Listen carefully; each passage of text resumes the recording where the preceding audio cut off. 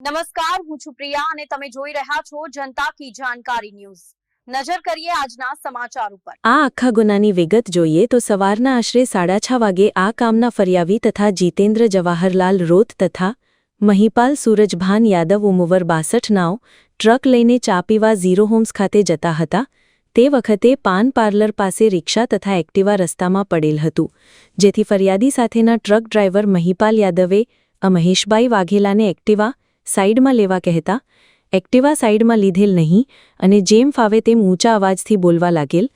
બાદ આ સાહેદ જીતેન્દ્રભાઈ રોથ નાઓએ ટ્રકમાંથી નીચે ઉતરી એક્ટિવા સાઈડમાં કરી મહિપાલ યાદવ નાઓએ ટ્રક આગળ લેતા આ એક્ટિવા સાઈડમાં લેવા બાબતેનું મંદુક રાખી આરોપી મહેશભાઈ મેલુભાઈ વાઘેલા નાઓએ ફરી સાથેના ટ્રક ડ્રાઈવર નાઓને બરડાના ભાગે લોખંડની પાઇપ મારી તથા તેની કમરના પાછળના ભાગેથી છરી કાઢી મહિપાલના છાતીમાં ડાબી બાજુએ તથા જમણા હાથના અંગૂઠા પાસે છરી મારી મહિપાલ યાદવનું મોત નિપજાવી તેમજ ફરિયાદીના ડાબા હાથે તેમજ પગના થાપાના ભાગે લોખંડની પાઇપ મારી મૂંઢ ઈજા કરી।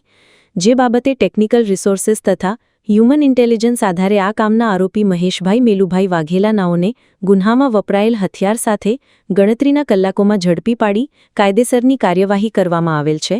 હાલ આગળની તપાસ ચાલુ છે। અમદાવાદ ગ્રામ્યના સાણંદ જીઆઈડીસી પોલીસ સ્ટેશનના વિસ્તારનો બનાવ છે। ગઈકાલ સવારમાં 6:30 વાગ્યાનું આ જે ઘટના છે એમાં ઓજી પેકેજિંગ